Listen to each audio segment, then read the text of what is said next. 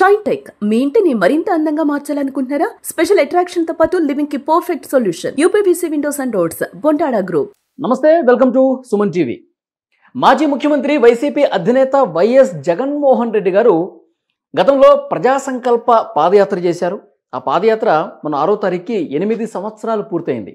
ఈ సందర్భంగా ఆ పార్టీ ప్రధాన కార్యాలయంలో సెలబ్రేషన్స్ కూడా చేసుకున్నారు. 2027 సంవత్సరంలో జగన్మోహన్ రెడ్డి మళ్ళీ పాదయాత్ర చేస్తారు. ఆ పాదయాత్రతో వన్ సైడ్ అయిపోతుంది వైఎస్ఆర్ కాంగ్రెస్ పార్టీ విజయం ఇంకా నల్లేరు మీద నడికే. ఆయన పాదయాత్ర కోసం ప్రజలు వేచి చూస్తూ ఉన్నారని చెప్పి మాజీ మంత్రులు, ఆ పార్టీ ముఖ్య నాయకులందరూ కూడా ఆ రోజు మాట్లాడిన పరిస్థితుంది. నిజంగా జగన్మోహన్ రెడ్డి గారు మళ్ళీ జనంలోకి పాదయాత్ర రూపంలో వస్తే ప్రజలు ఎంతవరకు ఆయన యాక్సెప్ట్ చేసే అవకాశం ఉంది, ఎంతవరకు ఆయనకి మళ్ళీ అధికారం అప్పగించే అవకాశం ఉంది, దీని గురించి మనం మాట్లాడదాం. ప్రస్తుతం నాతో పాటు ఉన్నారు ప్రముఖ రాజకీయ సామాజిక విశ్లేషకులు కొత్త రవీంద్రబాబు గారు. మాట్లాడదాం. సార్ నమస్కారం. నమస్తే రవీంద్రబాబు గారు, జగన్మోహన్ రెడ్డి పాదయాత్ర 2.0 స్టార్ట్ కాబోతుంది అతి త్వరలోనే.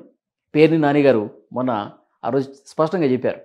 ఏంటి సార్, ఇప్పుడు ఆయన జనంలోకి వస్తే నెలకొకసారి వస్తూ ఉన్నారు. బెంగళూరు ప్యాలెస్ నుంచి డైరెక్ట్గా తాడేపల్లికి వస్తూ ఉన్నారు. ఏదైనా సమస్య ఉంటే వెళ్తూ ఉన్నారు, మాట్లాడుతూ ఉన్నారు. విపరీతంగా ఆంక్షలు ఉన్నా సరే వాటిని బేఖాతరు చేస్తూ రోడ్ల మీదకి వస్తూ ఉన్నారు. పాదయాత్ర రూపంలో వరుసగా 1 సంవత్సరం పాటు జనంలో తిరిగితే, రోడ్ల మీద తిరిగితే ఆయనకి అధికారం ఇచ్చే పరిస్థితి ఉందా? రాష్ట్రంలో ప్రస్తుతం అలాంటి సిచ్యువేషన్ ఉందా?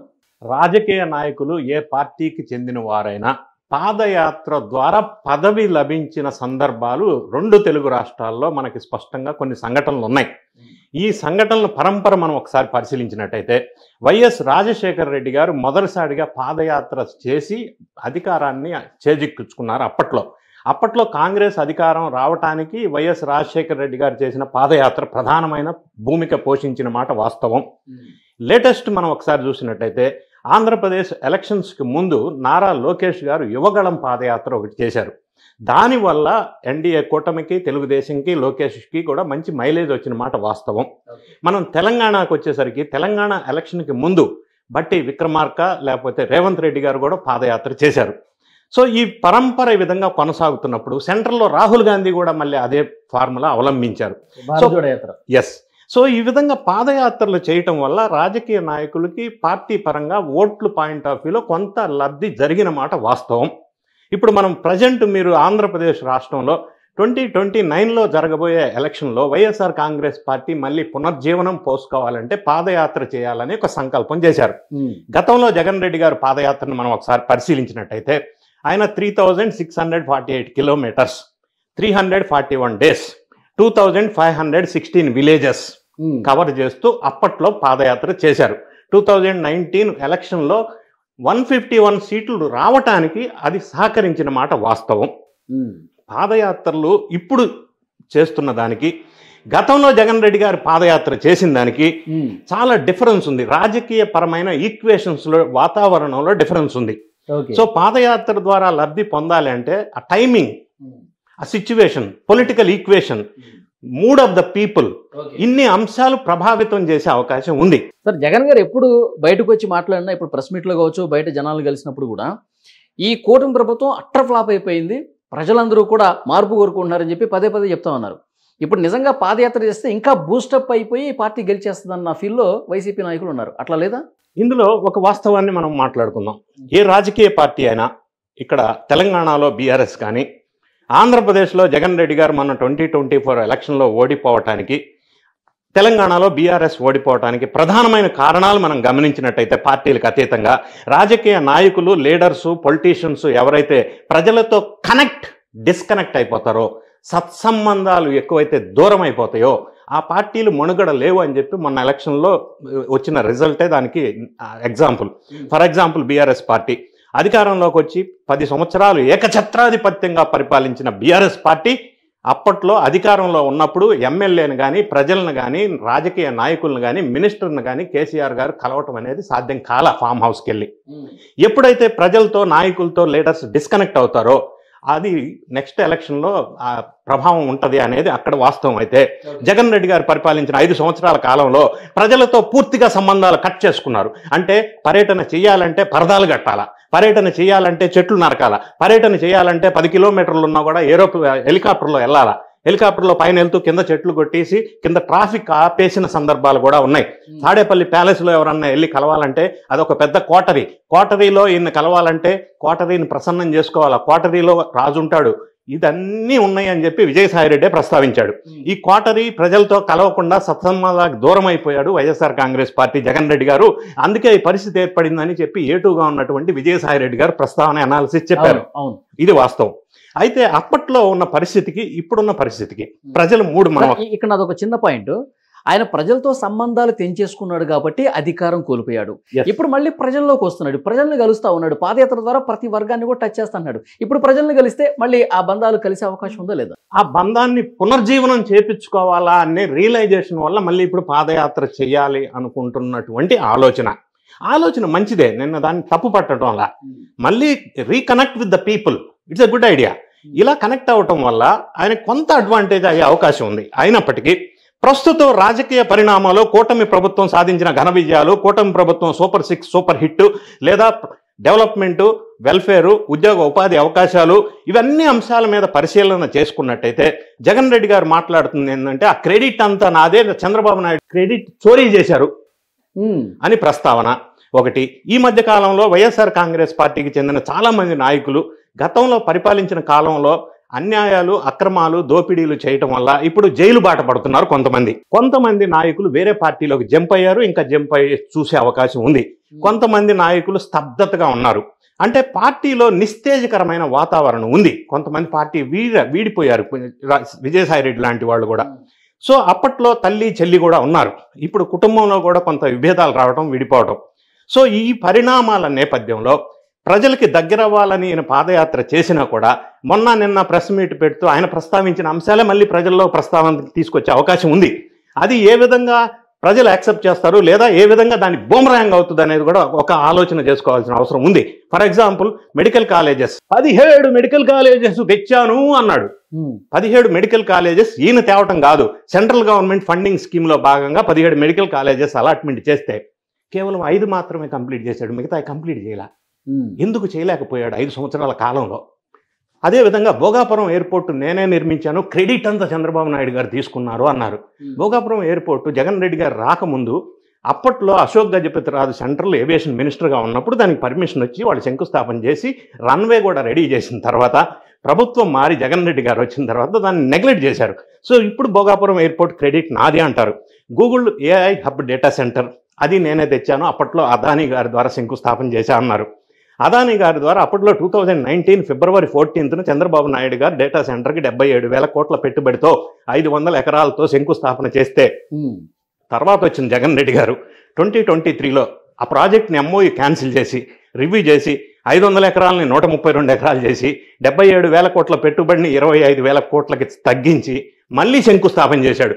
పెళ్లికి జరగాల మళ్ళీ పెళ్లి అని. సో అది మళ్ళీ శంకుస్థాపన చేసిన తర్వాత 1 సంవత్సరం ఈయన ముఖ్యమంత్రిగా ఉండి ఆ డేటా సెంటర్ని, అదానీ డేటా సెంటర్ని ఎందుకు కంప్లీట్ చేయలేకపోయారు? ఈరోజు Google data centre Adani data సెంటర్కి లింకు లేదు, కానీ ఇది అదే అంటాడు. ఇది అది కాదు. గూగుల్ డేటా సెంటర్కి అదానీ డేటా సెంటర్ వాళ్ళు reliable energy wind power supply చేస్తారు.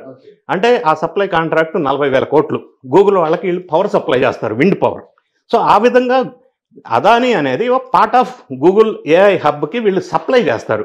సో ఇటువంటి ప్రస్తావన ప్రస్తావిస్తూ అంటే ప్రజల్లో ఏ విధమైన ఆదరణ వస్తుంది? ఇప్పటికే ప్రజల్లో కొంత నెగిటివ్ క్రియేట్ అయిన మాట వాస్తవం జగన్ రెడ్డి గారు పరిపాలించిన కాలంలో. అవన్నీ ప్రస్తావన ఈ భోగాపురం కావచ్చు, మెడికల్ కాలేజీలు కావచ్చు, లేదంటే ఇప్పుడు మీరు చెప్పినటువంటి గూగుల్ కావచ్చు, కింద రూట్ లెవెల్లో ఉన్నటువంటి సామాన్య మధ్యతరగతి ప్రజలు ఎవరైతే ఉన్నారో, పేద ప్రజలు ఎవరైతే ఉన్నారో, సో వాళ్ళు ఎంతవరకు దాన్ని ఆకలింపు చేసుకునే అవకాశం ఉంది? జగన్మోహన్ రెడ్డి తప్పు అని చెప్పి ఎంతవరకు వాళ్ళు నమ్మే పరిస్థితుంది? జనంలోకి వచ్చి మాట్లాడితే అవన్నీ మర్చిపోయే అవకాశం ఏం లేదు. ఇప్పుడు ప్రధానంగా సామాన్య ప్రజలు మీరు ప్రస్తావించినట్టుగా ఉద్యోగ ఉపాధి అవకాశాలు ఎక్కువ కోరుకుంటారు ఎవరైనా. అంతే తప్ప నేను ఖాళీగా ఇంట్లోనే కూర్చుంటాను, నాకు నెల డబ్బులు పంచిపెట్టండి అని ఎవరు కోరుకారు. అటువంటి స్కీమ్స్ పెట్టినప్పుడు ఢిల్లీలో కేజ్రీవాల్ కానీ ఇక్కడ జగన్ రెడ్డి గారి కానీ గతంలో అటువంటి స్కీమ్స్ వల్లే కేవలం సక్సెస్ అవుతారు అనేది రూల్ అవుట్, అది పోయింది. సో ఉద్యోగ ఉపాధి అవకాశాల కల్పనలో ఇప్పుడు కూటమి ప్రభుత్వం వారు వచ్చిన 1.5 yearలో 10 లక్షల కోట్లు పెట్టుబడులకు MOU చేశారు. 7.68 lakh crores గ్రౌండ్ అయిపోయినాయి.